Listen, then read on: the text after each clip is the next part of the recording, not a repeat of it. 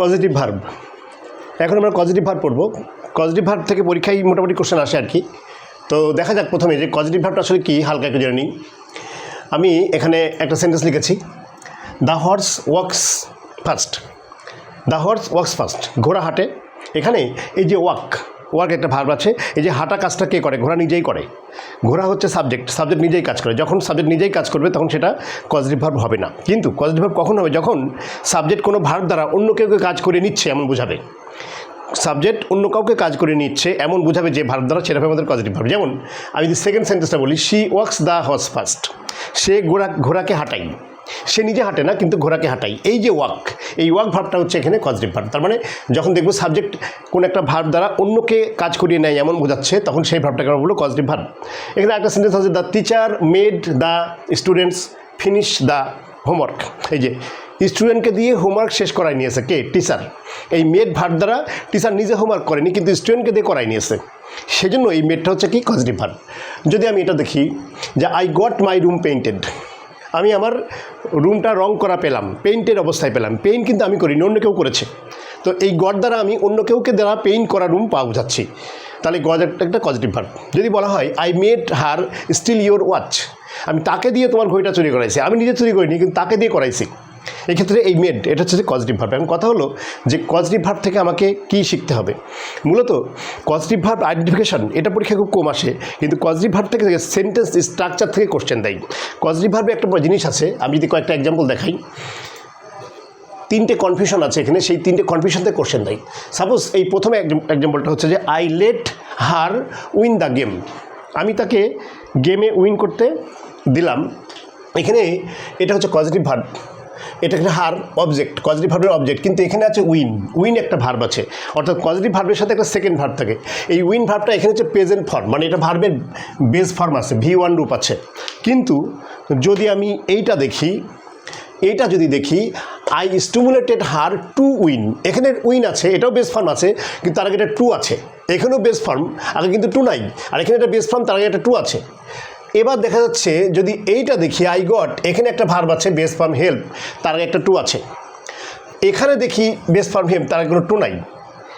আবার আমি যদি আরেকটা জিনিস দেখি, এখানে দেখি একটা বেস ফর্ম আছে ওন, এটা V3 আছে। আবার এখানে বেস ফর্ম হচ্ছে V3।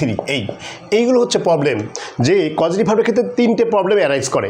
একটা হচ্ছে কখন এই সেকেন্ড ভার্বটা কখন V3 হবে, আর সেকেন্ড ভার্বটা কখন V1 হবে, আর V1 যদি হয় তার পূর্বে টু বসবে নাকি টু বসবে না। ক্লিয়ার? এই তিনটে জিনিস আমরা বুঝতে পারলেই আমাদের হচ্ছে যে পজিটিভ ভার্ব শেষ হয়ে যাবে।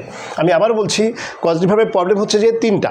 একটা হচ্ছে যে পজিটিভ ভার্বের সাথে যে সেকেন্ড ভার্বটা থাকে, সেই সেকেন্ড ভার্বটা কি V1 হবে, মানে ভার্বের মূল ফর্ম বসবে, নাকি V2 হবে, নাকি V3 হবে।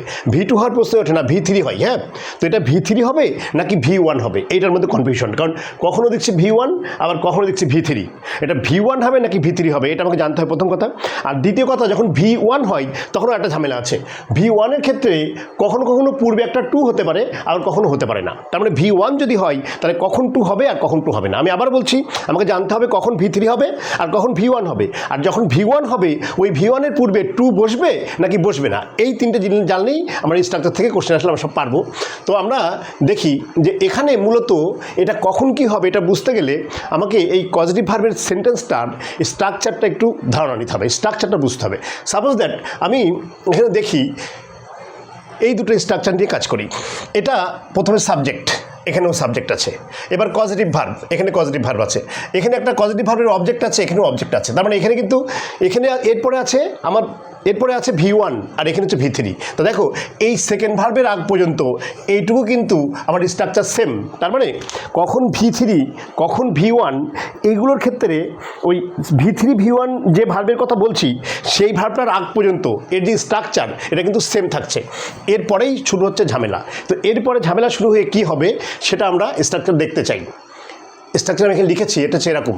মনে রাখবা যে পজিটিভ ভার্বে ইউজের ক্ষেত্রে প্রথমে হবে তোমার সাবজেক্ট, তারপরে পজিটিভ ভার্ব। এরপরে দুটো ঘটনা ঘটতে পারে, একটা হচ্ছে ব্যক্তিবাচক অবজেক্ট, অথবা একটা হচ্ছে অব্যক্তিবাচক অবজেক্ট। ব্যক্তিবাচক অবজেক্ট অথবা অব্যক্তিবাচক অবজেক্ট। মনে রাখবা, যদি অব্যক্তিবাচক অবজেক্ট হয় তাহলে তার সাথে সবসময় V3 হবে। অর্থাৎ অব্যক্তিবাচক হলে অলওয়েজ কী হবে? V3 হবে। আর যদি ব্যক্তিবাচক অবজেক্ট হয় তার সাথে V1 হবে, অথবা এই ব্যক্তিবাচকের ক্ষেত্রে 2 + V1 হবে।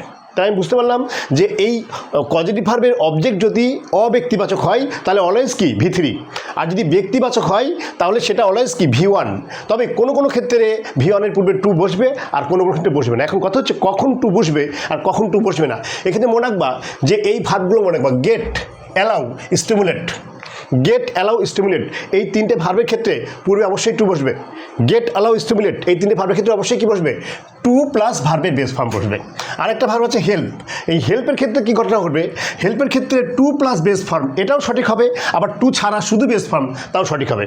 আর অন্য যে কোনো ভার্ব সেই ক্ষেত্রে আমরা শুধু বেস ফর্ম বসাবো। তার মানে আবারও বলছি, যখন আমার V1 বসবে, V1-এর ক্ষেত্রে তিনটে ভার্বের কথা মনে রাখবো। একটা হচ্ছে গেট, একটা হচ্ছে অ্যালাউ, একটা হচ্ছে স্টিমুলেট। এদের পূর্বে অবশ্যই টু বসবে। আরেকটা ভার্ব হচ্ছে হেল্প। হেল্পের পূর্বে টু দিলেও সঠিক হবে, টু না দিলেও সঠিক হবে। আরেকটা হচ্ছে কি? আরেকটা হচ্ছে অন্য অন্য যে সমস্ত ভার্ব সেগুলোর ক্ষেত্রে টু বসবে না, অনলি বেস ফর্ম বসবে। ক্লিয়ার? তাহলে আমি আবার একটু রিভাইজ করে নিই। প্রথম কথা হচ্ছে যে subject plus causative verb plus যদি অব্যক্তিবাচক হয় তাহলে জাস্ট একটা V3 বসে দিলে লেটার চুকে গেল। আর যদি ব্যক্তিবাচক হয় তাহলে সেক্ষেত্রে V1 বসাতে হবে। এই V1 কখন তার আগে টু বসবে? মনে রাখবা, গেট, অ্যালাউ, স্টিমুলেট এই তিনটে ভার্ব যদি হয় তার আগে টু বসবে। আর হেল্প ভার্বের আগে টু বসালেও চলবে, না বসালেও চলবে। আর অন্য ভার্বের ক্ষেত্রে টু না বসে শুধু বেস ফর্ম বসাতে হবে। ঠিক আছে? এখন আমরা কয়েকটা এক্সাম্পল আলোচনা করি। যেমন আমার এখানে বলা হচ্ছে I got my hair cut. I got my hair cut অথবা টু কাট কী হবে দেখো, এটা হচ্ছে কজেটিভ ভার্ব। আর এই মাই হেয়ার এটা হচ্ছে অবজেক্ট। এই মাই হেয়ার এটা কি? এটা হচ্ছে ব্যক্তিবাচক না, অব্যক্তিবাচক। অব্যক্তিবাচক হলে অলওয়েজ কী হবে? V3 হবে। তাহলে এখানে শুধু V3। এটা হচ্ছে আমাদের আনসার। কাট হচ্ছে answer. He allowed the applicant. He allowed the application. Application কি ব্যক্তিবাচক নাকি অব্যক্তিবাচক?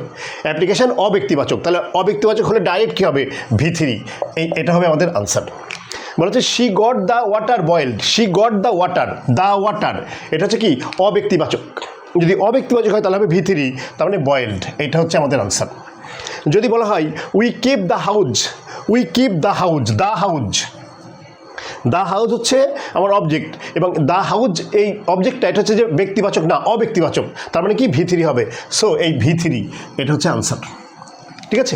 এবার আমি একটু আবার পরেগুলো দেখছি।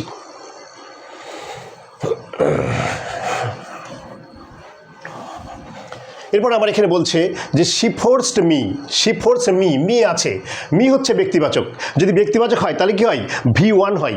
তবে তার পূর্বে টু বসতেও পারে, নাও পারে। এখন দেখো এখানে এটা V1 হবে, তারপরে V1 এই লাভ হবে।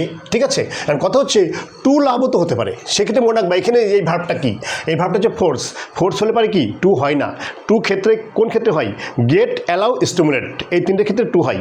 আর হেল্পের ক্ষেত্রে টু হতেও পারে, নাও পারে। তাই যেহেতু ফোর্স আছে তাহলে টু হবে না, তাহলে এটা শুধু এইটা হবে আনসার। ওকে? V1 without two. এরপর বলা হচ্ছে they made her. They made her, হার আছে। হার, হার হচ্ছে ব্যক্তিবাচক। হার যদি ব্যক্তিবাচক তাহলে প্রেজেন্ট ফর্ম হয়। এখন মেড ভার্ব, মেড ভার্বের সাথে টু বসে না, তারপরে প্রেজেন্ট ফর্ম কত হবে? মেড হার স্টিল, শুধু স্টিল। এটা হবে আনসার। এটা হবে আমাদের আনসার। এখন যদি বলা হয় I made him, I made him, him হচ্ছে যে ব্যক্তিবাচক, তাহলে তারপর প্রেজেন্ট ফর্ম শুধু গো, আই মেড হিম গো হবে। এবার করিম গট হার, এই যে গট, গট আছে আর এখানে ব্যক্তিবাচক, যেহেতু গট ভার্ব, গেট ভার্ব এর সাথে টু বসে তাহলে গট হার টু হেল্প। এটা হবে আমাদের আনসার। টু হেল্প হবে আনসার। ঠিক আছে? টু হেল্প দ্য প্লে বয়। এরপরে যদি আমরা বলি দে অ্যালাউড মি। অ্যালাউ, অ্যালাউর সাথে এই যে এখানে আছে কি? আমার এখানে আছে তোমার হচ্ছে যে ব্যক্তিবাচক। ব্যক্তিবাচক হলে কী হবে? V1 হবে। এখন যে অ্যালাউ, অ্যালাউর সাথে কী হয়? টু হয়। তাহলে দে অ্যালাউড মি টু গো। এই টু গো হচ্ছে আমাদের আনসার। যদি বলা হয় she stimulated the boy, the boy হচ্ছে ব্যক্তিবাচক, তাহলে প্রেজেন্ট ফর্ম হবে। কিন্তু আমি জানি স্টিমুলেটেড ভার্ব এর সাথে একটা টু বসে, তাহলে she stimulated the boy to look. এটা হবে আনসার। টু লুক এটা হবে আনসার। এরপর হচ্ছে যে he let me go. He let me, me হচ্ছে ব্যক্তিবাচক, এর সাথে অলওয়েজ V1 হয়। তাহলে V1 হবে, যেহেতু লেট, লেটের সাথে টু বসার কোনো প্রশ্নই নেই, তাহলে হি লেট মি গো, শুধু গো হবে আনসার। এরপর হচ্ছে আই হেল্পড হিম।